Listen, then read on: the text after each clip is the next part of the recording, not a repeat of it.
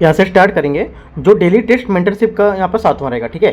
तो इस 7वां number test को यहाँ पर देखेंगे, राइट। तो यहाँ पर देखो जो ये टेस्ट 7वां है ये आपका क्लास टेस्ट है, राइट। तो क्लास टेस्ट यहाँ पे आपके 20 क्वेश्चन होंगे, ठीक है। और इससे पहले मैं आपको ये भी बता दूँ कि जो भी कल संडे था, ठीक है, तो संडे को जो यहाँ पर टेस्ट हुआ मेंटरशिप का जो 100 क्वेश्चन का टेस्ट होता है वो भी टेस्ट यहाँ पे आ चुका है। तो मैं आपको यहाँ पर आज तो नहीं करा पाऊँगा, कल मैं आपको यहाँ पर वो भी जो टेस्ट रहेगा वो भी करा दूंगा, ठीक है। तो स्टार्ट करते हैं जो क्लास टेस्ट 7वां इसको, ठीक है। तो देखते हैं यहाँ पे देखो पहला क्वेश्चन बोल रहा है इसने पंचायती राज संस्थाओं को संवैधानिक दर्जा प्रदान किया था, ठीक है। किस जो संविधान संशोधन अधिनियम था उसने पंचायती राज संस्थाओं को संवैधानिक दर्जा प्रदान किया, तो किसने किया था? आंसर हमारा हो जाएगा पहले का यहाँ पर सी, ठीक है। 73वां संविधान संशोधन यहाँ पर इसका करेक्ट आंसर हो जाएगा, ठीक है। क्योंकि जो 73वां संविधान संशोधन था इसने भारत में पंचायती राज जो संस्थाएं हैं इनको संवैधानिक दर्जा दिया, और इस अधिनियम ने भारतीय संविधान में एक नया भाग जो था यहाँ पे 9, ठीक है, इसको क्या यहाँ पर जोड़ा था, ठीक है। इसका शीर्षक था पंचायतें, जिसमें अनुच्छेद आपका 243 से 243 ओ तक यहाँ पर इसका प्रावधान शामिल था, राइट। सेकेंड क्वेश्चन यहाँ से है इसमें भारत में पंचायती राज व्यवस्था के संदर्भ में निम्नलिखित कथनों पर आपको विचार करना है, ठीक है। पहला है बलवंत राय मेहता समिति जो है इसने पंचायती राज व्यवस्था के लिए त्रिस्तरीय संरचना की सिफारिश यहाँ पर की थी, राइट। तो पहला जो हमारा स्टेटमेंट रहेगा ये आपका करेक्ट हो जाएगा, इन्होंने क्या था। दूसरा, अशोक जो मेहता समिति थी इसने पंचायती राज संस्था के लिए संरचना के लिए 2 स्तरीय जो यहाँ पर प्रणाली थी उसकी यहाँ पर सिफारिश की थी, राइट। तो ये भी स्टेटमेंट हमारा क्या हो जाएगा? करेक्ट हो जाएगा। दोनों स्टेटमेंट हमारे यहाँ से क्या है? एकदम करेक्ट है यहाँ, ठीक है। तो आंसर हमारा क्या हो जाएगा? आंसर हमारा हो जाएगा सी, राइट। जो हमारा देखो वर्ष 1992, ठीक है, जो हमारा 1992 था उसमें 73वें संविधान संशोधन अधिनियम जिसके माध्यम से पंचायतों को संवैधानिक जो दर्जा था वो यहाँ पर प्रदान किया गया था। ये विशेष रूप से बलवंत राय मेहता की जो सिफारिश थी उनकी यहाँ पर उससे प्रभावित था, ठीक है। तो आंसर हमारा सेकंड का सी करेक्ट हो जाएगा। तीसरा है पंचायती राज व्यवस्था के संदर्भ में निम्नलिखित कथनों में से कौन सा सही है? पहला, अनुच्छेद 243G पंचायतों की स्वशासन संस्थाओं के रूप में कार्य करने का अधिकार यहाँ पर देता है, ठीक है। तो यहाँ से जो हमारा पहला स्टेटमेंट हो जाएगा ये करेक्ट हो जाएगा। दूसरा देखते हैं, संविधान की 11वीं सूची में 29 कार्यात्मक विषय हैं जिसमें विधानमंडल द्वारा पंचायतों को सौंपा जा सकता है इसमें, ठीक है। तो सेकंड स्टेटमेंट हमारे यहाँ से क्या हो जाएगा? करेक्ट हो जाएगा, ठीक है। तो दोनों स्टेटमेंट हमारे यहाँ क्या एकदम करेक्ट है यहाँ से। तो आंसर हमारा हो जाएगा इसका सी, यहाँ से इसका करेक्ट आंसर हो जाएगा तीसरे का, ठीक है, तीसरे का सी। अगला देखते हैं चौथा नंबर। चौथा यहाँ से 73वें संविधान संशोधन अधिनियम 1992 के तहत पंचायतों में सीटों के आरक्षण के संदर्भ में निम्नलिखित कथनों पर आपको विचार करना है, ठीक है। तो यहाँ से देखो पहला स्टेटमेंट बोल रहा है प्रत्येक पंचायत में कुल सीटों में कम से कम 1/3 सीटें महिलाओं के लिए यहाँ पर आरक्षित होती हैं, राइट। पहला यहाँ से क्या हो जाएगा? पहला स्टेटमेंट हमारा यहाँ से करेक्ट हो जाएगा, ठीक है। पहली बात यहाँ पर सही बोला। दूसरा, पंचायतों को अनुसूचित जनजाति के लिए आरक्षण पंचायत क्षेत्र में उनकी जनसंख्या के अनुपात में यहाँ पर किया जाना चाहिए, ठीक है। तो ये भी स्टेटमेंट क्या है? एकदम करेक्ट है। ये भी बात यहाँ पर जो हमारा नियम है इसके बारे में एकदम सही बता रहा है। तो दोनों बात यहाँ पे करेक्ट है। और देखते हैं यहाँ पे तीसरा स्टेटमेंट में दिया हुआ है महिलाएं अनुसूचित जनजाति के लिए लोक पंचायत के विभिन्न निर्वाचन क्षेत्रों के बीच आरक्षित सीटों के लिए एक चक्रीय व्यवस्था से चुनाव लड़ सकते हैं, ठीक है। तो क्या हो जाएगा? ये तीसरा स्टेटमेंट भी हमारा यहाँ से एकदम करेक्ट है, ठीक है। तो तीनों हमारे स्टेटमेंट एकदम सही है। तो आंसर क्या हो जाएगा? पूछा सही कौन सा है तो डी यहाँ से हमारा करेक्ट स्टेटमेंट हो जाएगा आंसर। पांचवा नंबर, निम्नलिखित में से कौन सा प्रावधान 73वें संविधान संशोधन अधिनियम 1992 का हिस्सा नहीं है, ठीक है। क्या बोला है? इनमें से इसका जो हमारा 73वें संविधान संशोधन का हिस्सा नहीं है, तो कौन सा होगा? करेक्ट आंसर हमारा जो 5वें नंबर का है ये इसका हो जाएगा आपका यहाँ से बी स्टेटमेंट जो आपका ग्राम पंचायत स्तर है इसमें अध्यक्ष का प्रत्यक्ष चुनाव, ये क्या है? हमारा इसका 1992 का हिस्सा नहीं होगा, ठीक है। तो हमारे यहाँ से आंसर इसका ये गलत हो जाएगा, ठीक है। अगला छठा, पंचायती राज संस्थाओं के संदर्भ में ग्राम सभा पद का तात्पर्य क्या है?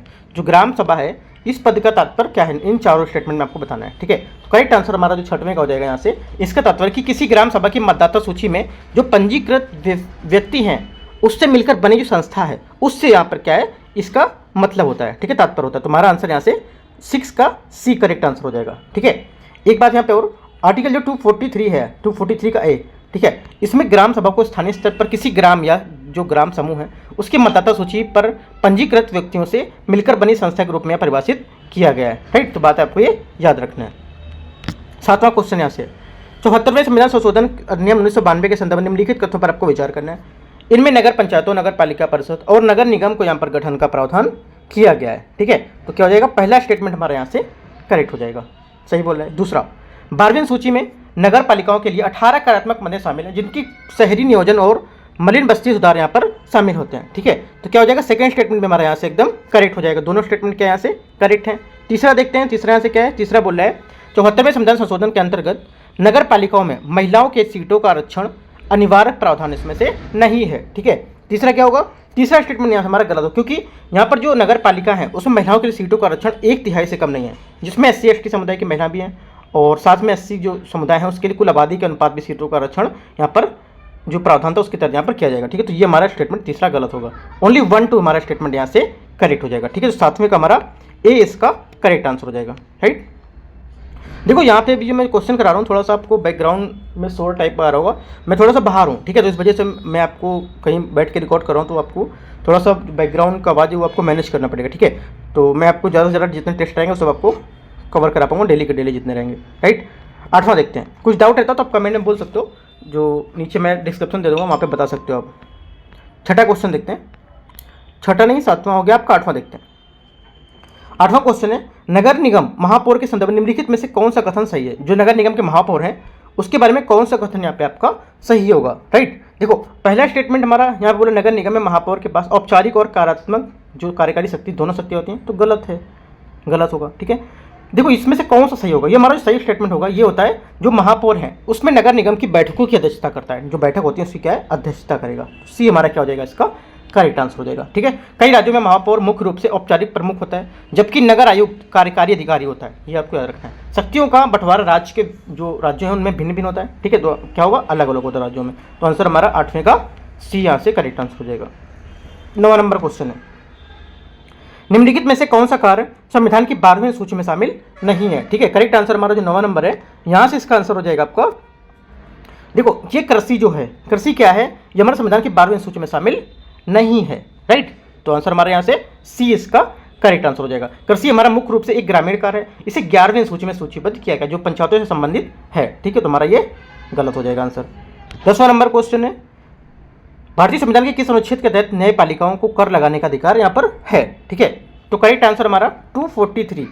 ठीक है, 243 तो है, बट कौन सा जो आपका 10वां ये आपका यहाँ पर, तो आपका क्या हो जाएगा बी, यहाँ से हमारा इसका करेक्ट आंसर हो जाएगा 10वें का बी। ठीक है, जो हमारा भारतीय संविधान है इसका अनुच्छेद 243 जो 10 है उसमें नगर पालिकाओं को अपने कार्य के निष्पादन के लिए राजस्व उत्पन्न करने हेतु कर शुल्क लगाने का यहाँ पर जो नियोजित करने का अधिकार देता है। राइट, याद रखना है। अगला देखते हैं 11 नंबर क्वेश्चन यहाँ से। 11 क्वेश्चन यहाँ से इसमें बोला है 97, ठीक है 97 जो संविधान संशोधन अधिनियम 2011 है इसमें निम्नलिखित किससे संबंधित है ये। ठीक है, ये किससे संबंधित है, करेक्ट आंसर हमारा हो जाएगा ये सहकारी समिति है। सहकारी समितियों से संबंधित हमारा कौन सा आर्टिकल कौन सा जो संशोधन है, ये संशोधन 97। ठीक है, ये आपको याद रखना है 2011। ठीक है, अगला देखते हैं 12 नंबर क्वेश्चन यहाँ से। 12 नंबर क्वेश्चन है 97 संविधान संशोधन अधिनियम 97 में फिर से पूछा इसी बारे में 2011 के तहत सरकारी जो समिति है उसके निदेशक मंडल के निर्वाचित सदस्यों की पदावधि कितनी निर्धारित की गई है। राइट, ये निर्धारित की गई 5 वर्ष। ठीक है, कितनी की गई 5 वर्ष की गई। देखो अगर आप 11-12 क्वेश्चन देखते तो सीधे से आप यहाँ पे एक आंसर तो आपका करेक्ट हो जाता, ये वाला आपका आंसर करेक्ट हो सकता है क्योंकि इसका आंसर यहाँ पे लिखा हुआ है 11 का आंसर 12 में लिखा हुआ है, क्योंकि किससे संबंधित था ऑलरेडी यहाँ पर लिखा हुआ है किससे, ये सहकारी समिति से संबंधित है यहाँ पर। ठीक है, इसका आंसर कितना हो जाएगा 12वें का सी 5 वर्ष यहाँ से हो जाएगा। 13 नंबर है, निम्नलिखित में से कौन से पंचायतों के वित्तीय संस्थाओं का स्रोत है इनमें से। राइट, कौन कौन सा है, करेक्ट आंसर हो जाएगा। एक तो आपका है राज्य सरकार से प्राप्त अनुदान होता है वो। ठीक है, स्थानीय कर जैसी संपत्ति होती है, संपत्ति कर ये। ठीक है, उसके बाद आपको हो जाएगा जो केंद्रीय वित्त आयोग से प्राप्त धन है ये क्या है हमारे पंचायतों के वित्तीय संसाधनों के यहाँ पर स्रोत हैं। और संघीय कर से प्राप्त जो राज्य का राजस्व हिस्सा ये यहाँ पर इसमें नहीं शामिल होगा। ठीक है, तो हमारा 1 और 2 4 यहाँ से हमारे आंसर हो जाएंगे 13 के। राइट, तो कौन सा होगा 1 2 4 आपका है बी नंबर में। 14 अनुच्छेद 243 जी के अंतर्गत पंचायतों की निम्नलिखित में से कौन सी शक्तियाँ उत्तरदायित्व उल्लेख करती हैं इसमें।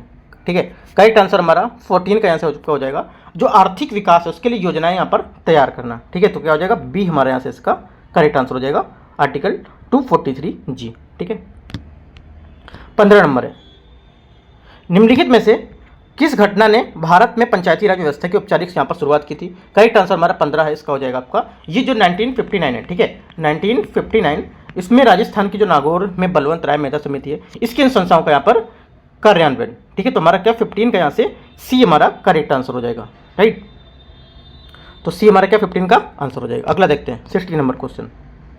यह 60 नंबर क्वेश्चन है जलवायु से संबंध COP29 के बारे में आपको विचार करना है। ठीक है, पहला है भारत विकासशील देशों में पर्याप्त सहायता सुनिश्चित करने हेतु कलेक्टिव जो आपका है कलेक्टिव क्वांटिटेटिव गोल उसको न्यूनतम $1 ट्रिलियन को यहाँ पर प्रतिवर्ष निर्धारित करने का समर्थन करता है। आपका क्या होगा, करेक्ट हो जाएगा। ठीक है, दूसरा स्टेटमेंट बोल रहा है कि इसमें विकसित जो देश है उसमें प्रतिवर्ष $100 बिलियन प्रदान करने के लिए यहाँ पर पूर्व प्रतिबद्धता का स्थान लेगा, जो वर्ष 2009 में निरंतर पूरा करते आ रहे हैं। ठीक है, ये गलत है, ये निरंतर पूरा नहीं कर रहे हैं। राइट, तो आपको ये याद रखना है।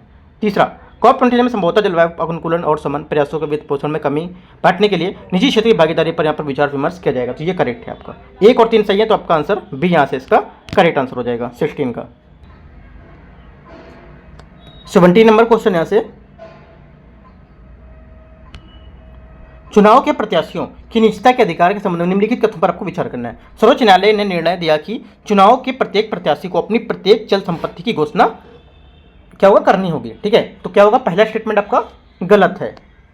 राइट, क्यों गलत है? क्योंकि सर्वोच्च न्यायालय ने निर्णय दिया कि चुनाव लड़ने जो प्रत्येक प्रत्याशी उसके पास मौजूद प्रत्येक जो चल संपत्ति उसकी घोषणा करने की आवश्यकता नहीं है, बल्कि केवल उन संपत्ति की घोषणा करना अनिवार्य है जो लोक पद और जो लोक हित के लिए उनकी उपयोगिता से संबंधित है। ठीक है, ये हमारा गलत हो गया। दूसरा, चुनाव के प्रत्याशी को निजता का अधिकार प्रदत्त नहीं है क्योंकि उनकी लोक भूमिका के लिए पूर्ण पारदर्शिता करना आवश्यक होता है। राइट, ये भी हमारा गलत होगा, क्योंकि सर्वोच्च न्यायालय जो उसने अभी निर्धारित किया कि अनुच्छेद 21 के तहत निजता का अधिकार एक मूल अधिकार है जो चुनाव उम्मीदवारों को भी यहाँ पर प्रयोज्य के लिए होगा। ठीक है, ये अधिकार उन्हें अनुचित रूप से जांच बचाते हुए ऐसे व्यक्ति की जानकारी निर्धारित करेगा जो अनुमति देता है इनकी। ठीक है, और उनकी लोक भूमिका को भी प्रभावित नहीं करेगा। ठीक है, तो ये भी हमारा गलत हो जाएगा। दोनों स्टेटमेंट हमारे यहाँ से गलत हैं। आंसर कितना हो जाएगा 17 का, डी यहाँ से करेक्ट आंसर हो जाएगा 17 का। 18 नंबर यहाँ से देखते हैं। 18 नंबर है, निम्नलिखित में से किस राज्य में बांग्ला महोत्सव यहाँ पर मनाया जाता है? राइट, करेक्ट आंसर हमारा हो जाएगा ये मेघालय। ठीक है, मेघालय इसका करेक्ट आंसर हो जाएगा। ये 100 ठीक है 100 ड्रम महोत्सव के रूप में भी इसको जाना जाता है। ये मेघालय के गारो समुदाय का एक जो महत्वपूर्ण पशु फसल है उसके रूप में यहाँ पर मनाते हैं। राइट, 19 नंबर देखते हैं। यूनाइट अवेयर प्लेटफॉर्म से संबंध में निम्नलिखित कथनों पर विचार करना है। ठीक है, पहला स्टेटमेंट यहाँ से ये बोल रहा है, यह प्लेटफॉर्म भारत द्वारा संयुक्त राष्ट्र शांति रक्षकों के विरुद्ध किए गए जो अपराध है उस पर नजर रखने के लिए उन्हें रिकॉर्ड करने के लिए यहाँ पर शुरू किया गया था। ठीक है, तो पहला क्या हो जाएगा, पहला स्टेटमेंट हमारे यहाँ से करेक्ट है। दूसरा, यूनाइट अफेयर जो प्लेटफॉर्म है इसकी संयुक्त राष्ट्र सुरक्षा परिषद के प्रस्ताव को प्रावधान शामिल है जिसका उद्देश्य संयुक्त राष्ट्र जो कर्मी है उनके विरुद्ध हिंसा की कृत्यों के लिए जवाबदेही सुनिश्चित करना होगा। ठीक है, तो सेकंड स्टेटमेंट भी हमारे यहाँ से करेक्ट होगा। ठीक है, तीसरा देखते हैं। जैसे तीसरा स्टेटमेंट है, इस पहल का नेतृत्व पूर्णतः भारत द्वारा यहाँ पर किया जा रहा है, इसमें अन्य सदस्य देशों का कोई सहयोग यहाँ पर नहीं होगा। ठीक है, तीसरा स्टेटमेंट हमारा यहाँ से गलत होगा क्योंकि यहाँ पर यूनाइट जो हमारा प्लेटफॉर्म है इसके साथ साथ यहाँ पर जो अन्य देश हैं वो भी सहयोग यहाँ पर इसका दे रहे हैं, तो हमारा ये गलत हो जाएगा। तीसरा, ओनली 2 करेक्ट है, पहला और दूसरा, तो बी हमारे यहाँ से आंसर हो जाएगा इसका। 20 नंबर, गोल्डन के संबंध में निम्नलिखित कथनों पर आपको विचार करना है। ठीक है, पहला स्टेटमेंट यहाँ पर है, गोल्डन स्वीडन के शोधकर्ताओं द्वारा निर्मित सोने की एक एकल परमाणु परत है जिसे हाइड्रोजन उत्पादन और जल शोधन सहित विभिन्न अनुप्रयोग के लिए डिजाइन यहाँ पर किया गया है। ठीक है, तो पहला स्टेटमेंट हमारा यहाँ से क्या हो जाएगा, करेक्ट हो जाएगा। दूसरा, गोल्डन के निर्माण में अद्वितीय विधि का प्रयोग शामिल है जो जापान की प्राचीन फोर्जिंग तकनीकी से प्रेरित है जो साइनाइड के निर्माण को रोकती है और सोने का विलायक है। ये भी स्टेटमेंट हमारा करेक्ट है। ठीक है, 2 बात याद रखनी है। तीसरा, साधारण सोने के विपरीत गोल्डन जो परमाणुवीय सघनता है उसके कारण अर्धचालक गुणधर्म प्रदर्शित करता है ये। राइट, तो तीनों स्टेटमेंट हमारे यहाँ से करेक्ट हैं गोल्डन के बारे में। ठीक है, तो तीनों बातें आपको एकदम याद रखना है। आंसर क्या हो जाएगा, डी हमारे यहाँ से इसका करेक्ट आंसर हो जाएगा। पूछे कौन सा सही है तो। ठीक है, इस टाइप से देखो जो आपका टेस्ट था ये टेस्ट नंबर 7। ठीक है, टेस्ट नंबर 7 आपका क्लास टेस्ट है ये आपको मैंने करा दिया। उसके बाद मैं आपको लेके आऊँगा जो टेस्ट अभी 100 क्वेश्चन का चलता है मेंटरशिप का। ठीक है, 100 क्वेश्चन का, उसमें से दूसरा टेस्ट आपका कल हो गया है। राइट, तो मैं वो आपको लेके आने वाला हूँ। ठीक है, तो वो आप यहाँ से देख सकते हो। ठीक है, ये आपका क्लास टेस्ट डेली होता रहेगा और जो आपका मेंटरशिप का 100 क्वेश्चन का है वो ओनली संडे होगा। ठीक है, तो वो आपको मैं मंडे को करा दूंगा, मंडे या ट्यूसडे को जब भी रहेगा वो मैं करा दूंगा आपको। राइट, तो all the best, thank you.